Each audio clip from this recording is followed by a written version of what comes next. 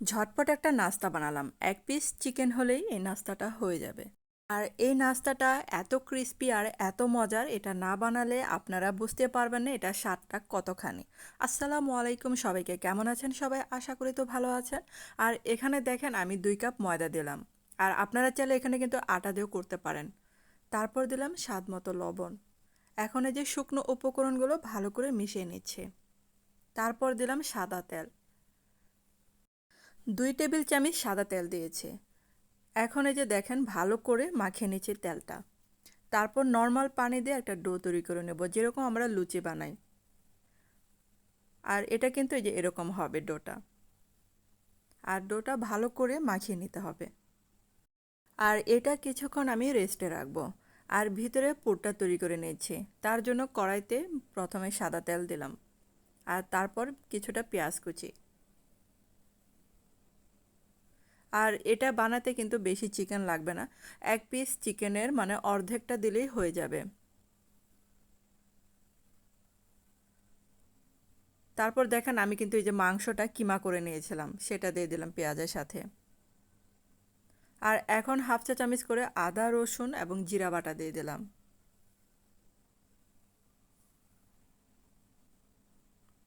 তারপর দিলাম একটু কালারের জন্য হলুদের গুঁড়া। আর এখন একটু পানি দিলাম, কারণ হচ্ছে পুড়ে যাচ্ছিল, তার জন্য একটু পানি দিলাম। আর এখন এই যে হাফ চা চামচ মানে লাল মরিচের গুঁড়া দিলাম এখানে, যে যেরকম ঝাল খাবেন সেটা বুঝে দেবেন। তারপর দিলাম স্বাদ মতো লবণ। আর এখন দিলাম একটু গরম মশলার গুঁড়া।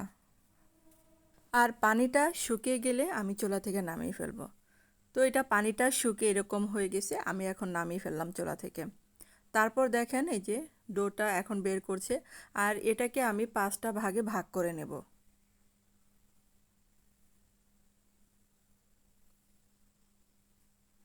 এখন এই যে একটা ভাগ থেকে আমি রুটি বানিয়ে নিচ্ছি। এরকম করে আমি কিন্তু ৫টা রুটি বানিয়ে নেব।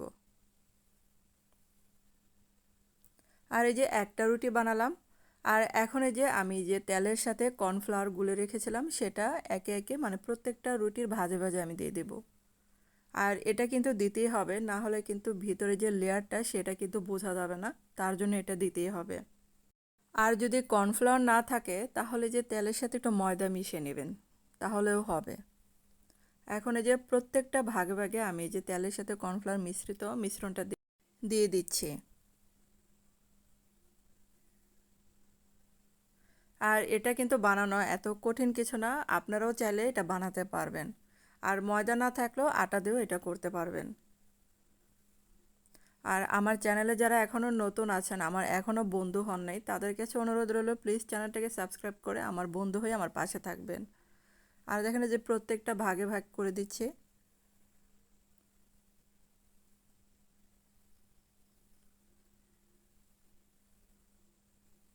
আর এখন দেখেন ৫টা ভাগ যখন মানে ৫টা রুটি যখন এরকম করে দিলাম, তারপরে যে এরকম করে ভাঁজ করে মানে পরোটার মতো ভাঁজ করে প্রত্যেকটা ভাজের সাথে আবার ওই যে কর্নফ্লাওয়ার মিশ্রণটা দিয়ে দিচ্ছি। আর যতটা ভাজ হবে এটা কিন্তু তত লেয়ারটা বেশি বোঝা যাবে। তারপর এটা দিয়েও আমি বড় একটা পরোটা বানিয়ে নেব। আর পরোটাটা বেশি মোটাও হবে না আর বেশি পাতলাও হবে না। তারপর সাইড দিয়ে চাকু দিয়ে একটু কেটে নিচ্ছি। আর কেটে নিলে সুবিধা কি, মানে লেয়ারটা বোঝা যাবে। আর প্রত্যেকটা সাইডে আমি কেটে নিচ্ছি।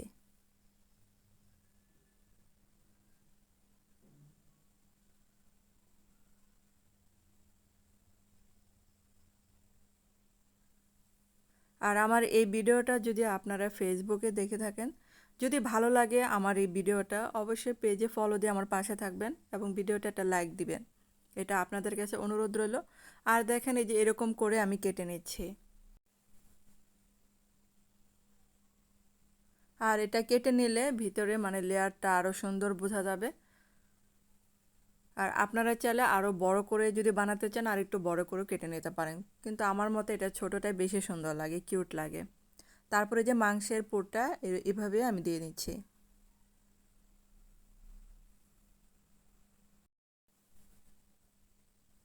তারপরে যে পুলি পিঠার মতো এরকম করে হাত দিয়ে একটু চেপে দিতে হবে, না হলে আবার ভাজার সময় মাংসটা কিন্তু বের হয়ে যাবে। আরেকটা আপনাদেরকে বানিয়ে দেখাচ্ছি। মানে এটা কিন্তু মানে ভিতরের টুক মানে যতটুক মাংস দিবেন ততটুকুই চেপে দিতে হবে।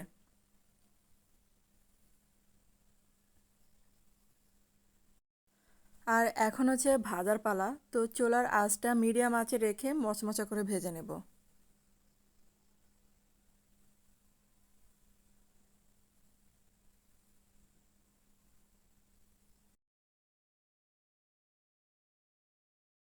আর এটা কিন্তু তেলে ভাজার সাথে সাথে লেয়ারগুলো আস্তে আস্তে করে ছেড়ে দেবে। আর নাস্তাটা কিন্তু দেখতেও অনেক সুন্দর, খেতেও কিন্তু দারুণ ক্রিস্পি হয়।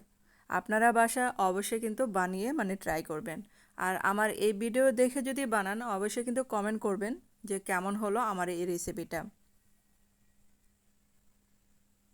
আর দেখেন এই যে আস্তে আস্তে কিন্তু লেয়ারগুলো খোলা শুরু করছে।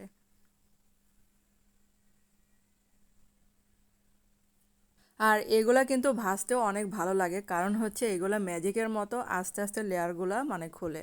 এই জন্য অনেক ভালো লাগে ভাজতে, আবার খেতেও দারুণ মজার। ছোট থেকে বড় সবাই কিন্তু এই নাস্তাটা অনেক অনেক পছন্দ করবে। আপনি বাসায় একবার বানিয়ে দেখেন, দেখেন যে প্রশংসা না করে থাকবে না কেউ। আর যেগুলা দেখেন এই যে ভাজা হয়ে গেছে, এগুলা কিন্তু আমি চুলা থেকে নামিয়ে ফেলছি। আর হয়ে গেল আমার কুড়মুড়ে ক্রিস্পি এই নাস্তাটা। কেমন হলো বন্ধুরা অবশ্যই কিন্তু কমেন্ট করে জানাবেন আমার এই রেসিপিটা। আর কে কোথা থেকে দেখছেন যদি জানান তাহলে অনেক অনেক খুশি হব। আর একটা ভেঙে দেখাচ্ছে আপনাদেরকে। দেখেন কতটা ক্রিস্পি হয়েছিল, আর ভিতরে পুরটা দেখেন, মাশাআল্লাহ। ধন্যবাদ সবাইকে এতক্ষণ আমার ভিডিওটা দেখার জন্য।